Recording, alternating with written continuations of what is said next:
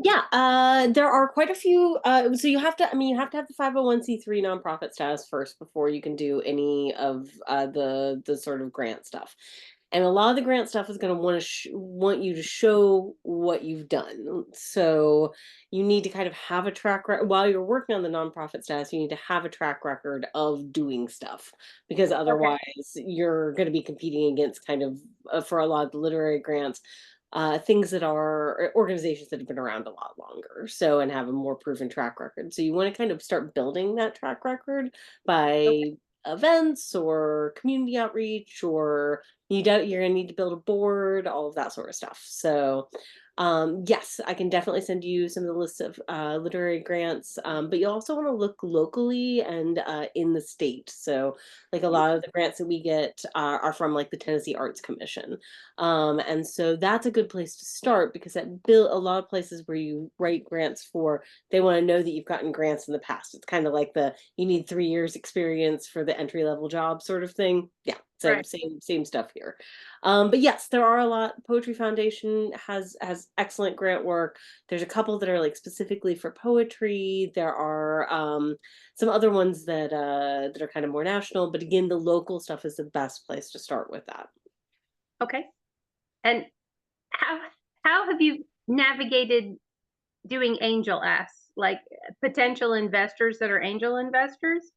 Well, investors is a Donators? I don't know what do whatever. donors would probably be better. Angel investors are much more like there to get you started for a business and expecting something in return. There is nothing to give in return with nonprofits because the Right. whole lack of money thing. But in You're terms of right. getting yeah. So there's a couple different ways to do it. Some people use like a crowdfunding source. GoFundMe is one of the better ones for this.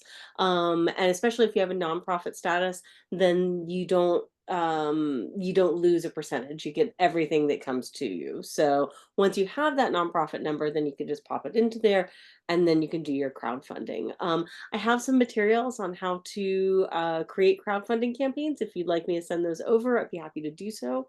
I would Just love. send me an email and let me know. That's something I teach is like crowdfunding for nonprofits. So yes, so I have a lot of like course materials I can send you.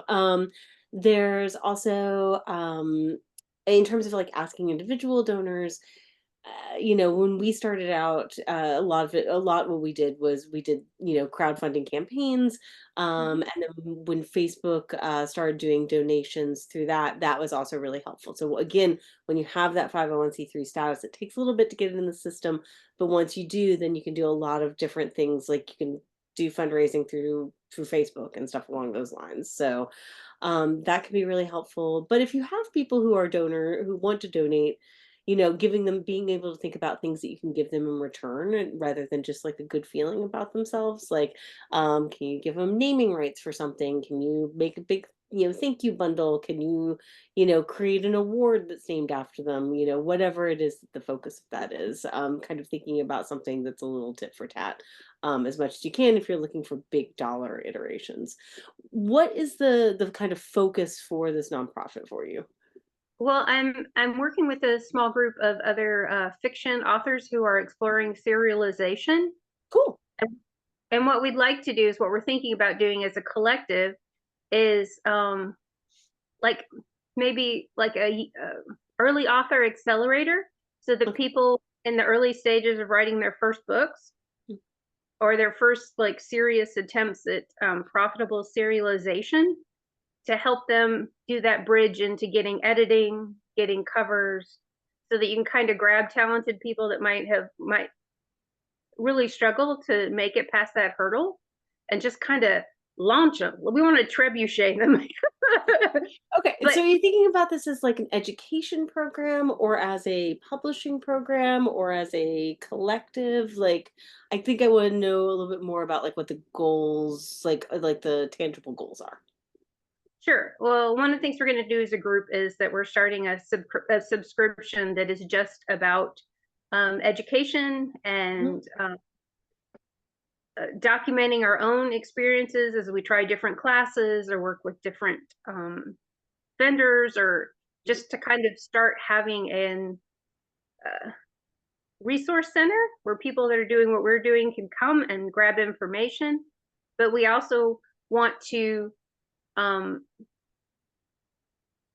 use the funds we make and gather to help people maybe bypass some of the struggles we did, and Mhm. to and also pull in people that are interested in doing what we're doing into joining, which will fund more, kind of like a rolling. It's like, yes, we're going to give you prizes and surprises and like run things where people with their um like do a little thing on like how do you do a blurb, like how do Mhm. you do a solid blurb, and then let people enter a little contest, and depending on how much money we have, then those people that have a blurb that gets voted on will get a cover or whatever the next step is for that.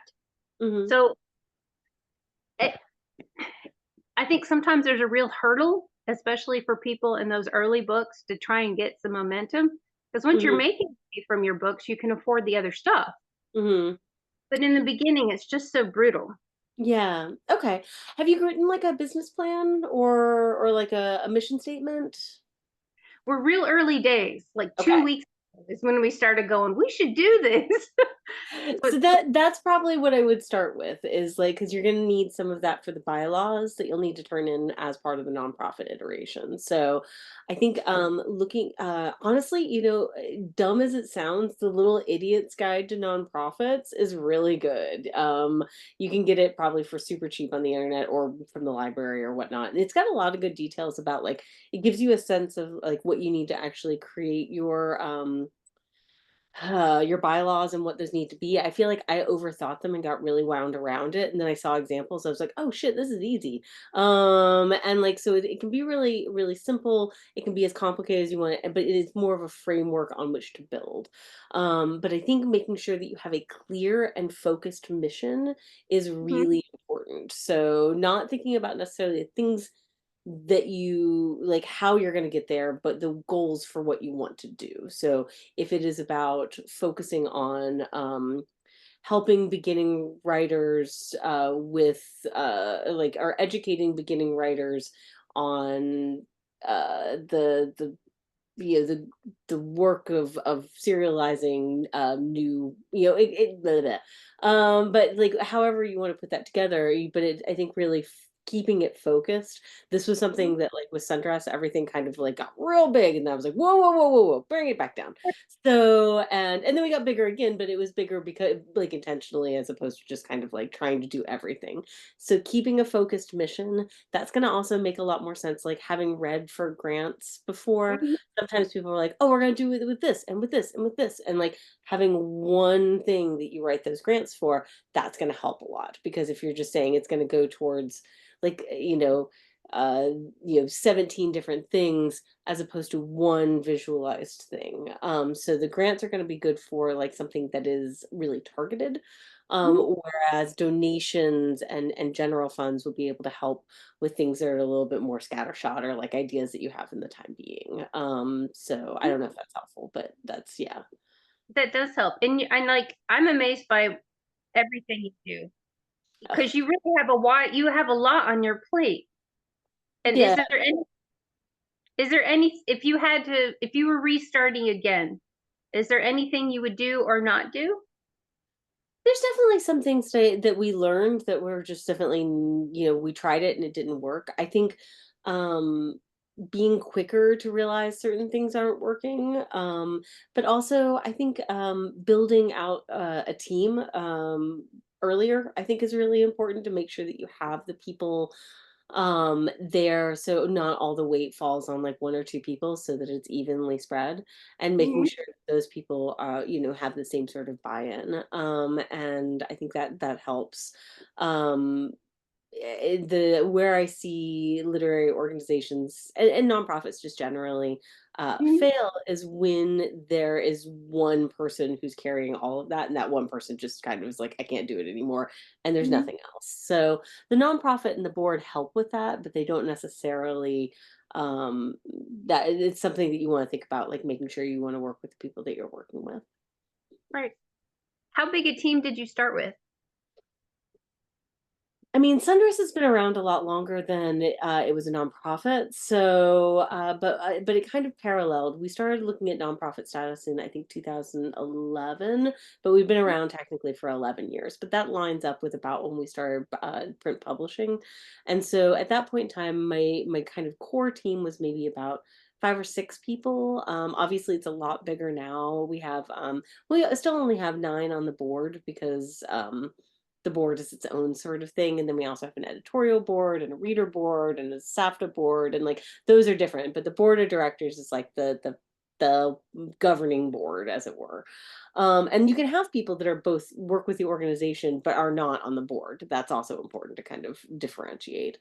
But when we started, I want to say it was about 6, and now we have over 100 people who work with Sundress in some capacity. So yeah. Very cool. Um, as a teacher, because you teach writing, and I know you probably teach not just poets, you teach people that are producing fiction as well. Well, Um, sort of. I do nonfiction, but yeah. Nonfiction. Okay, well that counts. I mean, that is definitely, you know what I mean. That's also something that people do serialize and then publish. I like it's interesting because you can make income all along the way with each step. We'll Hmm. just kind of squeeze every little bit out of the way.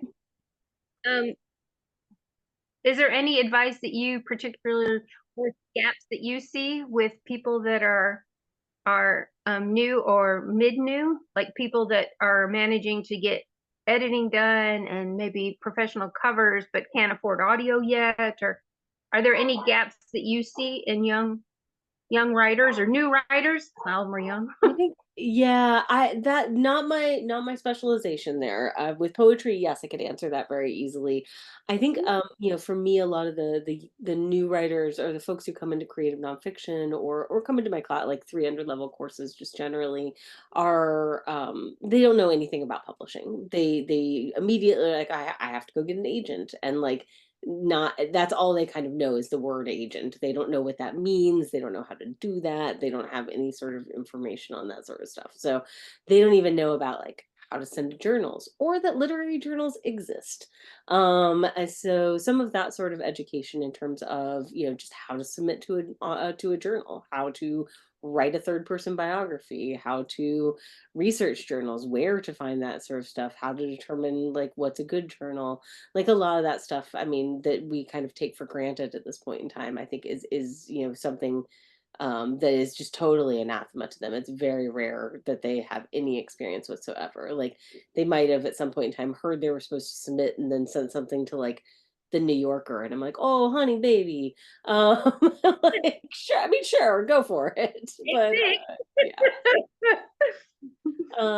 But yeah, so I mean, I think there's a lot of education that needs to happen from that very early level. And then and yeah, and also thinking about like, the do's and don'ts of like if you are choosing to self-publish, like what is the purpose of self-publishing rather than trying to get agented? When do you decide to do one over the other? Um, what how does that vary in terms of the ways that like what the book is like is not eligible for, technically it's eligible for anything, but it's different things are thought of, and how not to get scammed. Like that's a big one. There's a lot of fucking scammy spaces out there that will just, yeah, like definitely, especially when it comes to people working in genre fiction, what is a legitimate press and what is, yeah. I see a lot of kind of education scams too, Mhm. like give us money and we're going to whatever whatever, and it's very basic kind of, it's not like I Mhm. don't know how to describe it, but I'm sure you know exactly what I'm talking about. Sure, yeah, like we're gonna teach you how to write, become a better writer in 30 days or whatnot. And yeah, there's a bunch of that sort of stuff out there. Yeah, I really don't think there's anything any workaround besides just writing complete books and then writing the next one. Yeah, exactly. So Yeah, but I think, yeah, that I think, is something that could be built in if you're thinking about new writers and you're thinking about publishing as kind of the forefront and like educating people on publishing as part of community outreach or literary citizenship within the community of the nonprofit, then I think, yeah, thinking about offering courses or free courses or materials on the website for that sort of stuff. And that's something that can be built up over time. You don't have to do all of it at once. For sure, for sure. Okay. It's kind of like a big idea, but it's like it's I feel in I feel like for a lot of young writers or new writers, when they start really going out there and trying to start the journey, especially as indie, Hmm. they get they get pulled all kinds of ways and kind of all kinds of money coming out of their pockets before they even have their feet under them. And I think Hmm. it could break some people's hearts and they quit. Yeah. I agree. And I think it's great that you're thinking about that sort of stuff and like building a space for people to be educated and to learn, but also to gather together within that too, and to be cheerleaders for one another. I think that's great. Um, Start small. You don't have to do everything all at once. I think that's like a big thing, that I definitely I said yes to everything like for a long time, and while I don't regret that, like I didn't need to do all the things that we were doing. Like some of the stuff just didn't make sense, and like don't be afraid to throw spaghetti against the wall and see what sticks, but I do think like you don't have like it's okay to just kind of keep a narrow focus and focus in on that. I think um it can otherwise it sometimes can spiral out to the point where it's like it can become consuming in a way that is not no longer fun. Right. Um yeah. Right. But yeah. Any other specifics I can. Mm. I know you work with primarily poets, and do you also help people who are doing nonfiction pieces now? No, I mean, do I personally? Yeah. I mean, yeah, I teach creative nonfiction, but I don't do much of the editing within that sort. I like in terms of sundress stuff, like I'm so like executive level sort of stuff that I'm not really in the trenches much. I don't read applications. I don't read I don't like I read full length poetry manuscripts when they've gotten to the finalist stage, and that's pretty much it. So I mean, in my teaching, yes, I do that sort of stuff, but I don't in sundress work as much. Do you encourage your students toward being an indie, or do you encourage them toward the big boys?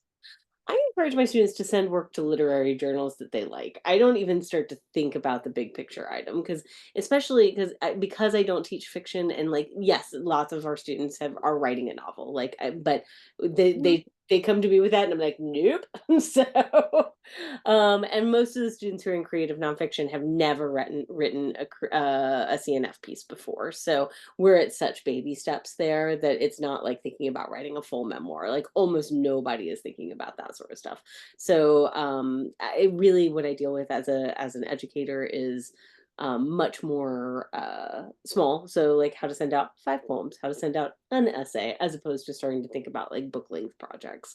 I do some stuff with chapbooks in my like advanced poetry classes, but again, I just don't have that background in long form writing.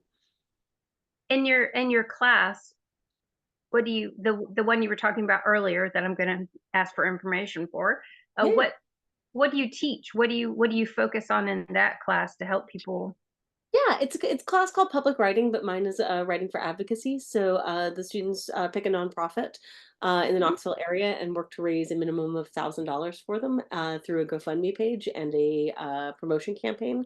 So the mhm. work that they do there is I teach them how to write a GoFundMe page, how to create a GoFundMe video, how to write a business or a donation letter to ask businesses to donate to them, and then and then they have all that together and then they launch their campaign and then we talk about like how to build social media, how to do branding, how to write a press release, like all of the sorts of things that are that kind of build on that in order to build an audience for their campaign.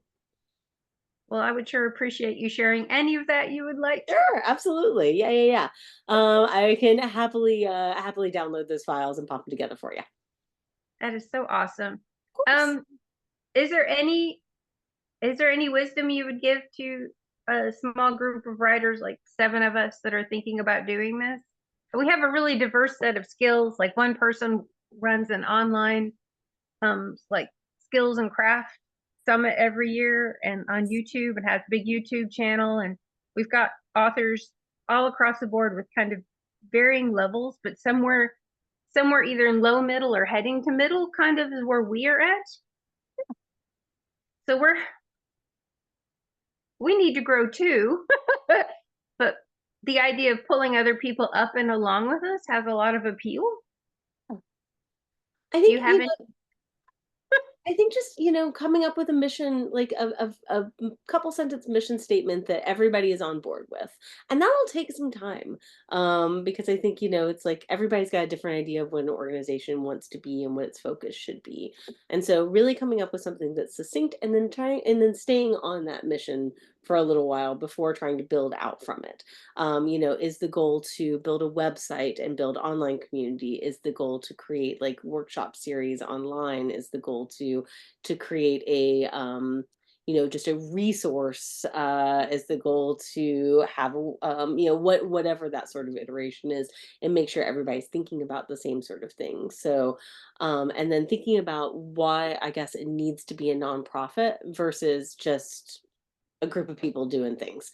What does the money, what does that give it outside of like a certain kind of prestige in terms of fundraising? Yeah.